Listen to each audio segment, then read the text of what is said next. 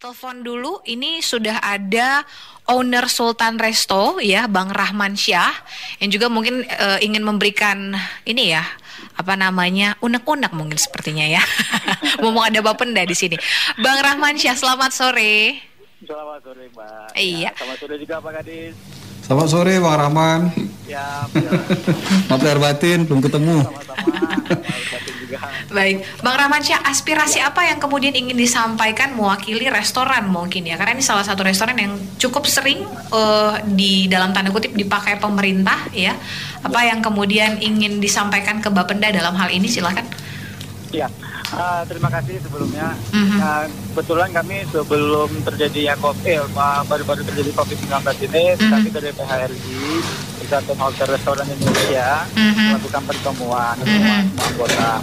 Ya, jadi arti katanya memang COVID-19 ini arti katanya merupakan wabah pandemi di seluruh dunia, kan? Iya. Nah, tentu ini akan mempengaruhi juga dalam sisi bisnis, terutama yang kalau kita lihat itu di hotel, teman-teman hotel itu memang betul-betul tamunya memang ya dikatakan sangat jauh drastis lah turun. Kemudian juga di restoran yang berupa yang ibaratnya mengutamakan dengan event dan juga membuat acara ibaratnya itu dengan banyak keluarga untuk makan, itu memang terdampak betul begitu Mbak. Nah, iya. Jadi dalam hal pertemuan itu teman-teman banyak menyarankan dan meminta lah kepada bapak-bapak kita yang di pemerintahan untuk melakukan relaksasi, terutama relaksasi pajak kan begitu. Sudah dilakukan? Sudah dilakukan Bang Rahman Syah? Ya. Maksud saya relaksasi yang diberikan ke Bapenda ini sedikit banyak apakah membantu kita selama 3 bulan belakangan? Jadi begini, alhamdulillah arti kata kawan-kawan kan dalam dapat relaksasi itu kan bukan dibayarkan pada saat sekarang ini kan begitu. Tetapi nanti ketika sudah mulai stabil itu baru akan dilakukan pembayaran. Ya.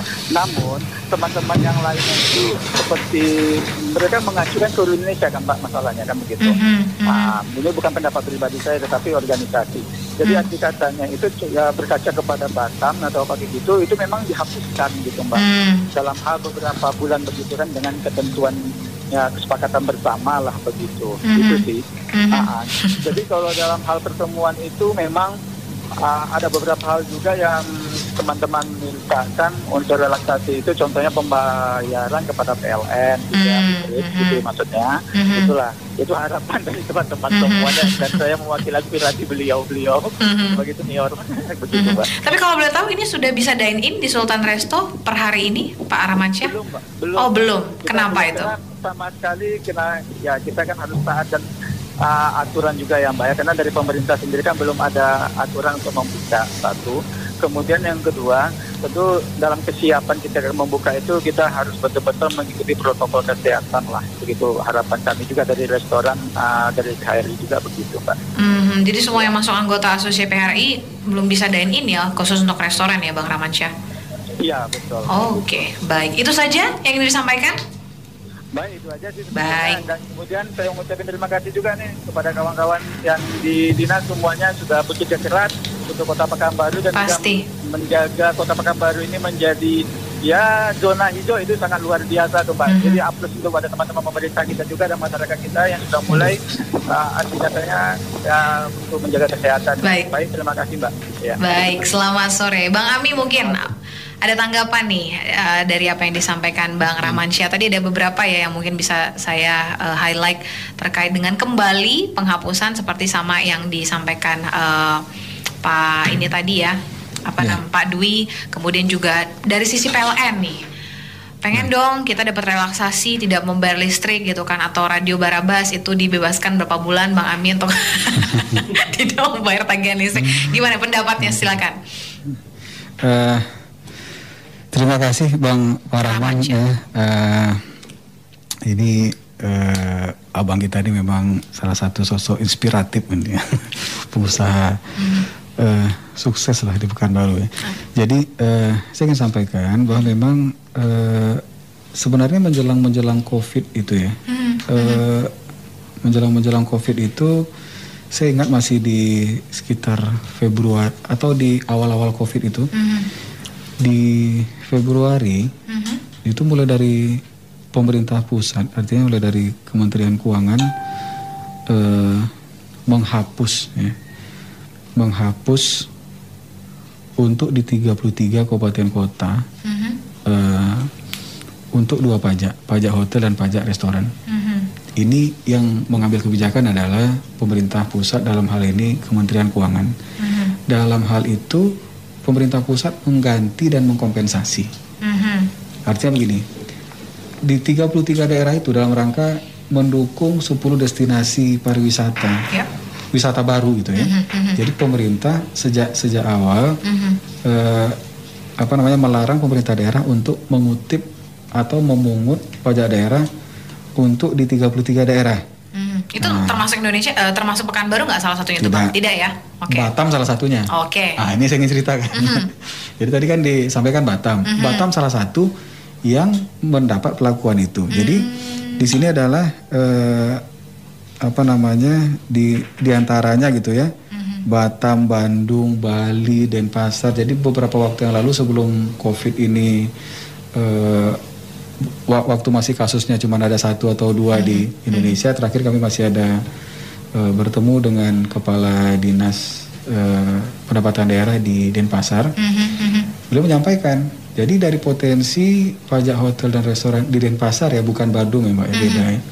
Itu dia ada sekitar untuk 1 tahunnya mereka dapat untuk pajak hotel dan restoran itu 300 miliar. 300 miliar ini itu potensi mereka yang tahun lalu. Artinya yang tahun 2020 ini kalau tidak ada wabah COVID ini mungkin lebih daripada itu mereka akan menerima ya. Pasti. Dari 2 pajak hotel dan pajak restoran. Itu akan diganti oleh pemerintah pusat melalui Kementerian Keuangan. Nah, itu dia. Pekanbaru tidak. Nah, itu dia. Itu masalahnya Bang Rahman gitu ya. Jadi kalau di Batam, kalau di Batam mungkin salah satu tujuan destinasi wisata dan itu akan diganti dari pemerintah pusat. Jadi kalau kita membandingkannya ke Batam itu nggak apple to apple ya Bang Ami ya, karena mereka dari awal sudah dapat relaksasi. Tapi kalau Dumai ya. Tapi kalau Dumai ya, Dumai membebaskan ya. Tapi apakah potensi pajak hotel dan restoran Dumai sebesar Pekanbaru? Tentu tidak. Tentu tidak. Apakah Jakarta menghapuskan pajak hotel dan restorannya? Kita silahkan cek di Google karena itu salah satu potensi yang paling besar untuk tipikal kota ibu kota seperti kita ini. Itu menjadi core bisnis kita gitu. Maksud saya itu menjadi potensi kita yang besar. Kami sangat memahami dan sangat terasa kita beratnya gitu.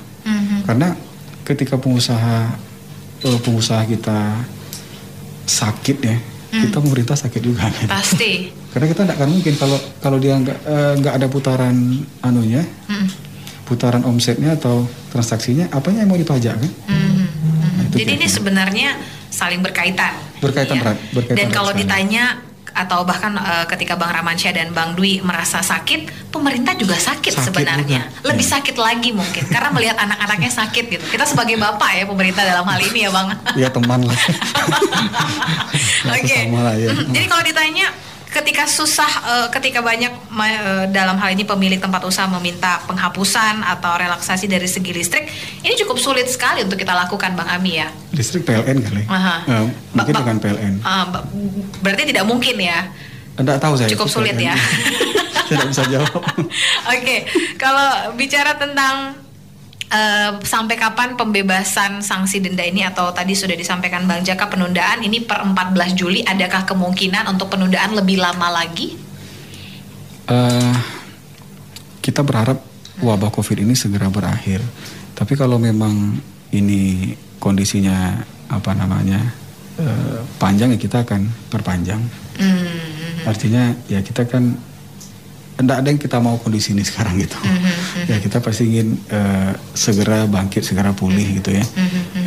Maksud saya kan kalau kita berlari nih misalnya untuk mencapai ke satu garis finish kan tentu ada momen-momennya kita benar-benar berlari kencang ya Bang ya. Di awal kan kita pasti larinya ya paling mungkin kecepatan berapa gitu. Nah begitu juga dengan pelaku usaha kita, mungkin sekarang mereka tidak cukup sulit untuk berlari kencang. Apakah kita nanti akan menunggu ketika mereka sudah benar-benar bisa berlari kencang, bisa kembali berjalan dengan 2 kaki secara penuh, baru kita selesaikan penundaan ini, kita perpanjang penundaan itu? Mungkin nggak seperti itu, Bang? Mungkin kalau pada kondisi normal. Kalau pada kondisi, jadi sekarang belum kondisi normal nih? Kan kita masih new normal. Oke. Kita tidak tahu. Artinya kalau ada saja, kan kemarin kan ada salah satu lembaga survei, biasanya salah satu lembaga yang lembaga survei ini mensurvei politik, dia ada kirim posting bahwa ini akan berakhir atau melandai di bulan Juni gitu ya. Kalau itu benar-benar hilang ya kita mungkin bisa hitung gitu. Tapi kalau ya kan kita tidak pernah tahu siapa yang membawa virus ini dan menularkan kepada siapa saja kan. Betul. Nah itu jadi masalah kita. Baik.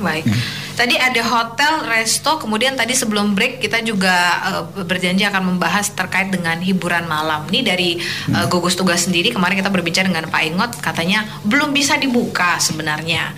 Tapi ada yang sudah pengen banget dibuka karena mereka juga pengen berusaha gitu ya. Dan ini juga berhubungan dengan pajak kita. Seperti apa sih kemudian untuk hiburan malam, Bang Ami? Samakah dengan hotel dan restoran? Pastinya kemarin saya ada ikut rapat terkait dengan bagaimana kondisi new normal nanti di Pekanbaru. Jadi ini saya contohkan satu, mall kita sudah buka, ya, kita sudah buka mall, sudah mulai ada proses bisnis, tetapi bioskop masih belum boleh buka, ya kan? Betul. Nah sekarang pengusaha bioskop mungkin teriak, Pak ini gimana? Kita udah mau bisnis, kita mau jualan lah gitu ya. Nah ini kita sekarang saya yakin dalam waktu yang tidak lama ini akan keluar peraturan dari wali kota terkait dengan ini tentang new normal life ini gitu ya. Ya, jadi mungkin duduknya mungkin tidak bisa dekat-dekat gitu, harus berjarak. Terus kalau masuk ke bioskopnya nanti harus ukur suhu, terus mungkin ya harus pakai inilah. Artinya harus dilaksanakan protokol kesehatan. Saya rasa itu hasil rapat kita kemarin. Jadi ya. Begitu juga dengan hiburan malam ya. Akan masih menunggu. Ya, intinya kan kerumunan yang tidak boleh gitu. Nah, kalau hiburan malam seperti apa ya? Kalau kayak konser-konser mungkin ya bagaimana kita batasi orang konser ya? Sebutlah KTV gitu atau Paragon, mungkin nggak sih akan ada bisa dibuat physical distancing di sana ketika nanti dibuka? Saya kira ini betul-betul hal baru bagi kita ya. Kita kan masih belum benar-benar tahu ya. Apakah tapi nanti mungkin dari gugus tugas nanti akan menyampaikan. Mungkin dari Pak Ingot secara ofisial ya. Yang akan menjelaskan. Tapi pajak untuk tempat hiburan sendiri ini kemudian akan kita berlakukan sama seperti hotel dan restoran untuk kita bisa tunda, Bang Ami? Sama ya. Jadi peraturan wali kota ini mengatur ke 11 pajak. Peraturan wali kota nomor 82. Seperti bioskop kita nggak ada terima pajak hiburan dari bioskop. Karena bioskopnya tutup. Jadi apa yang mau dipajakin? Karena yang bayar pajak bukan bioskopnya. Yang bayar pajak pengunjungnya, sama kayak tadi. Kalau hotelnya tutup, dia nggak bayar pajak. Restoran tutup, dia nggak bayar pajak gitu. Sama seperti itu.